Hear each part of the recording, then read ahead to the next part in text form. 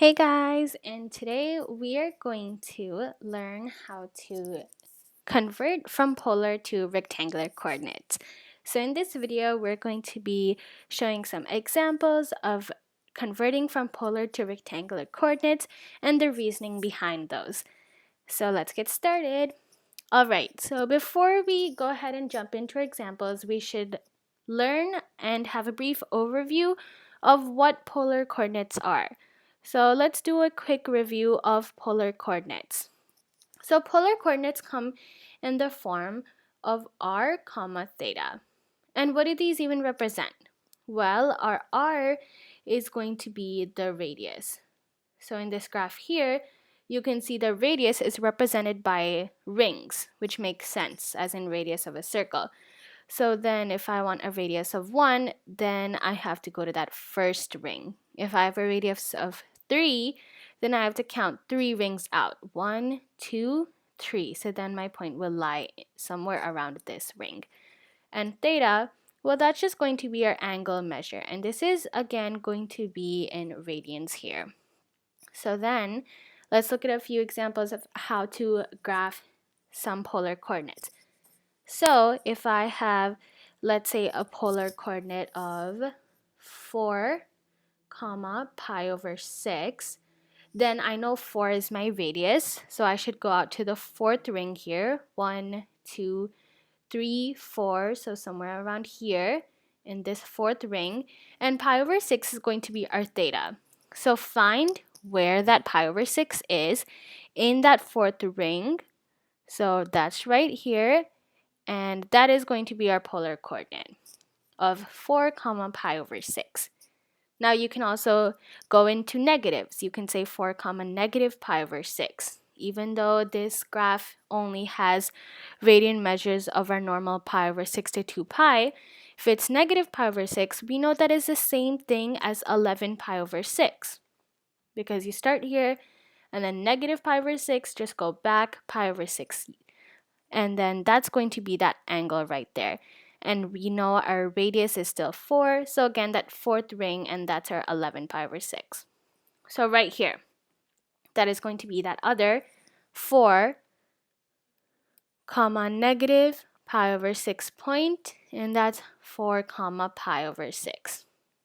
All right, so now that we've done a brief overview of our polar coordinates here, we can go ahead and get started on converting.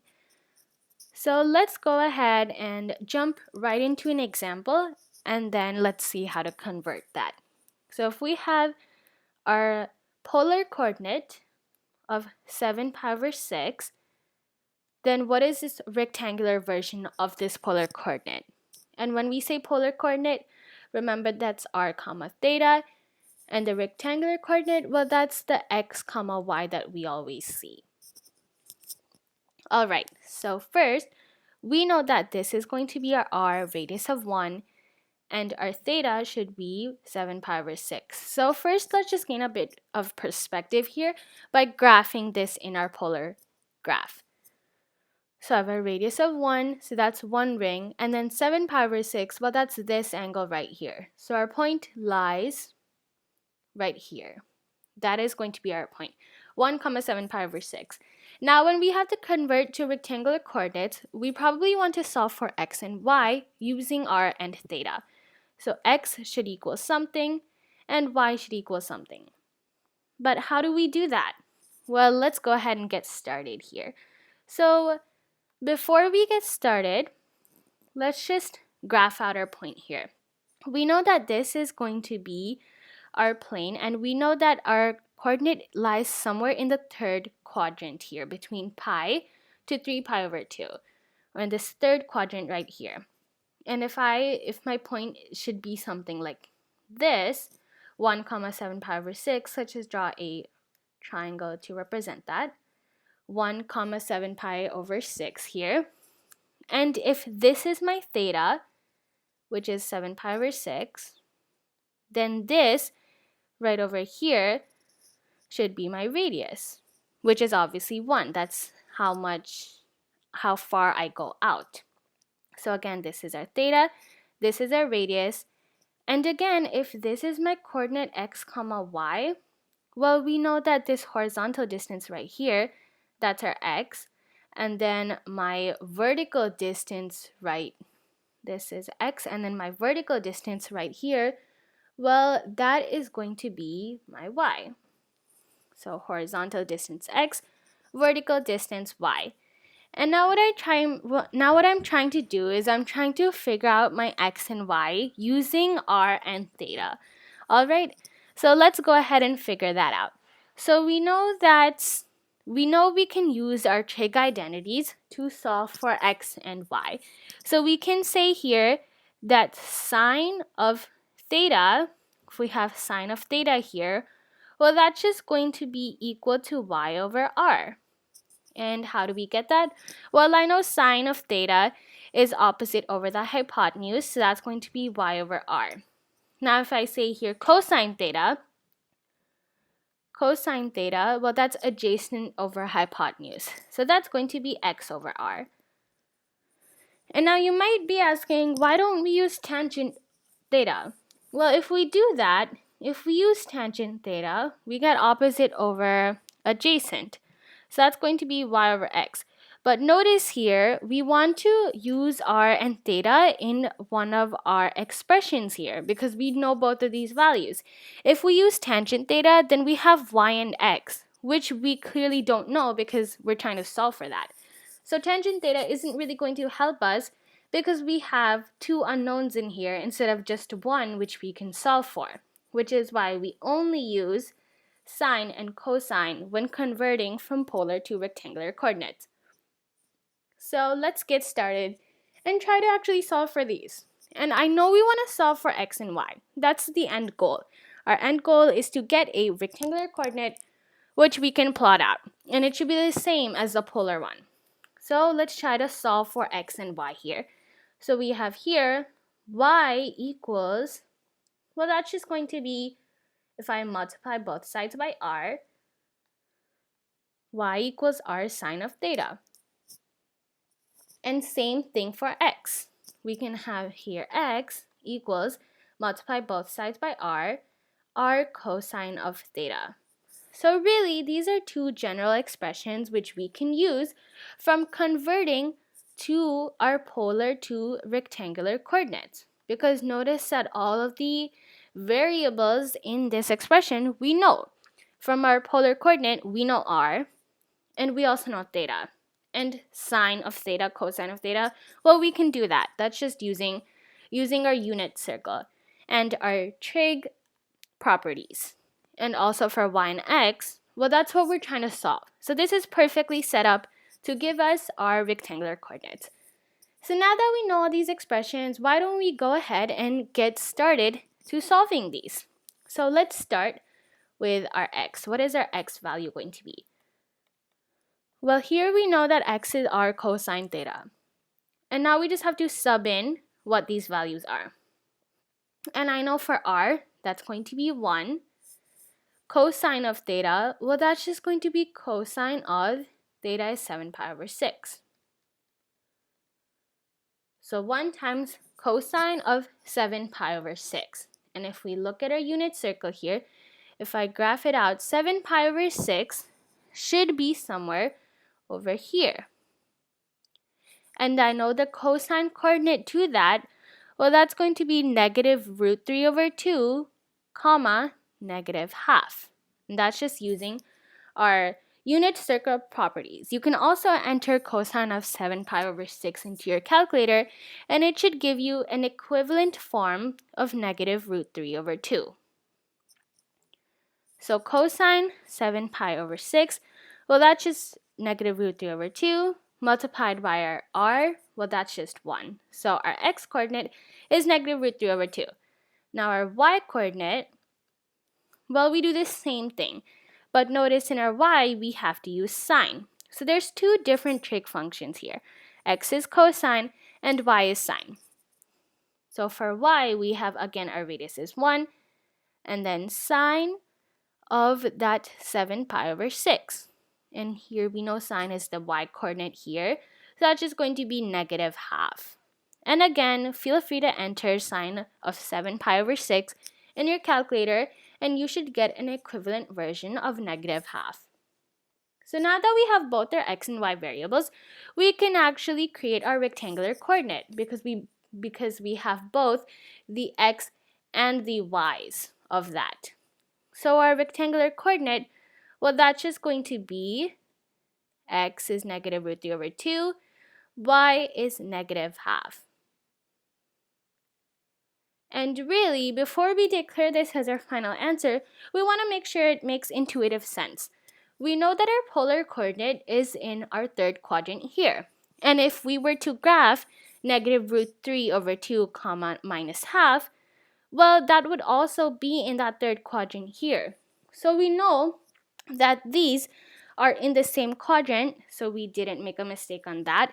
And we have solved for x and y's using our trigonometric identities here, our trig functions, using our fractions that we created here, our relationships between theta, r, and the x and y coordinates. So we know that these numbers are also in fact equivalent. So negative root 3 over 2 comma negative half is the rectangular equivalent for this polar coordinate of 1 comma 7 pi over 6. Now, let's go ahead and do another example.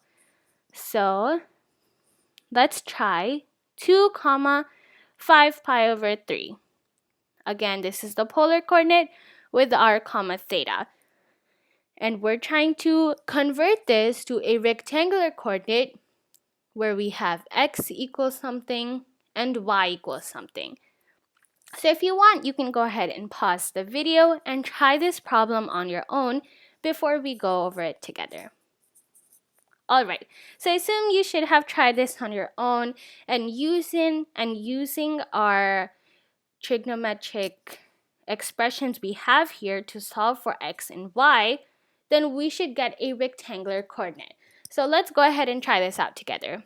So we have our x is going to be our cosine of theta. And how do we know that? Well, look at this triangle we made right here.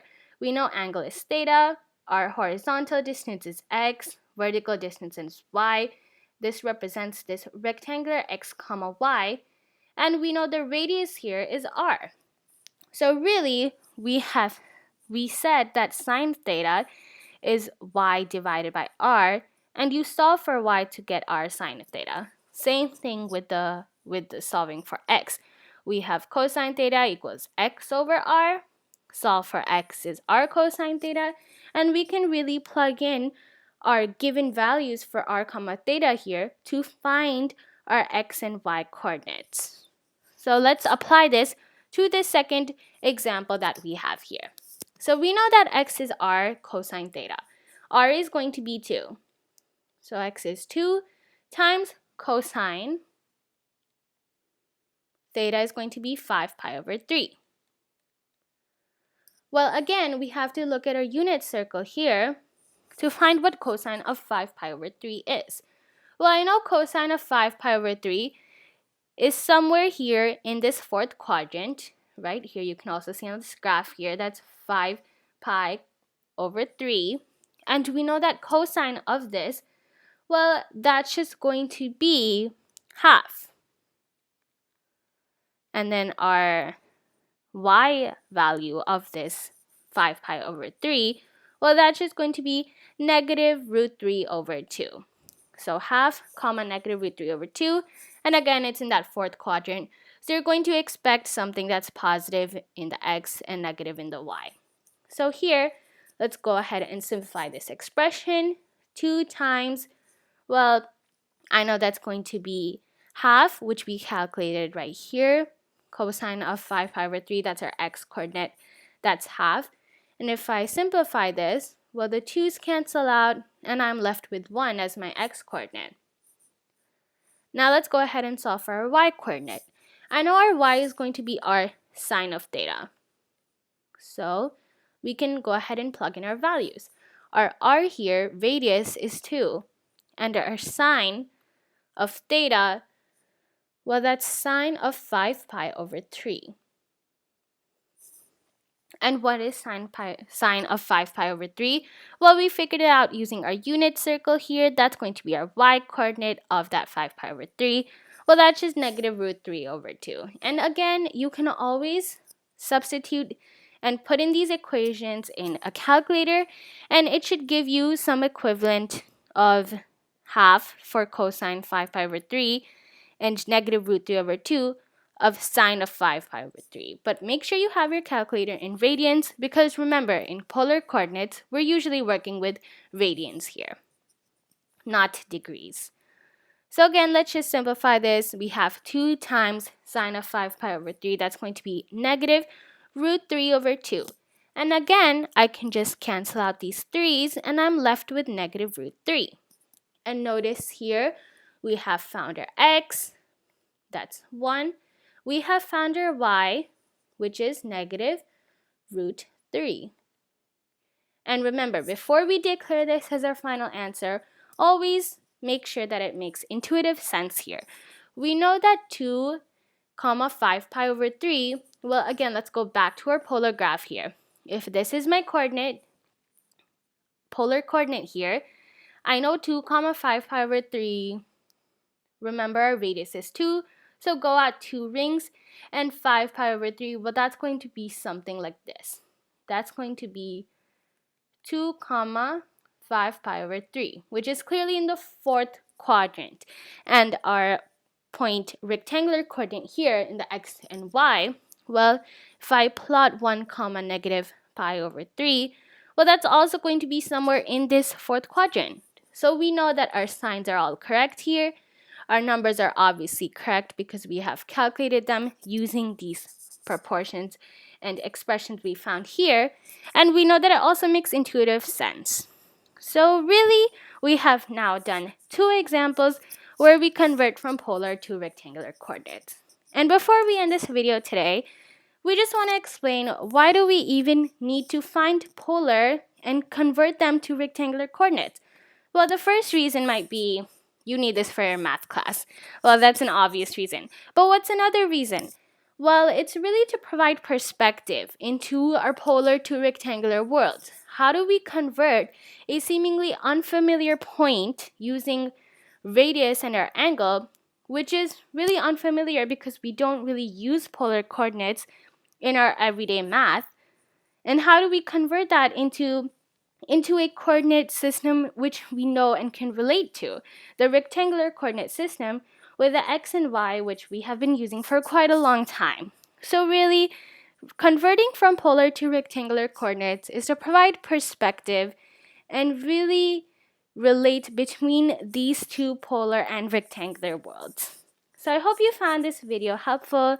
If you learned something, then please give it a thumbs up, and if you have any questions, put them down in the comments below, and I'll get back to you as soon as possible. Be sure to subscribe so you can see more videos from my channel, and they can reach out to others who need them. Bye, and I'll see you next time.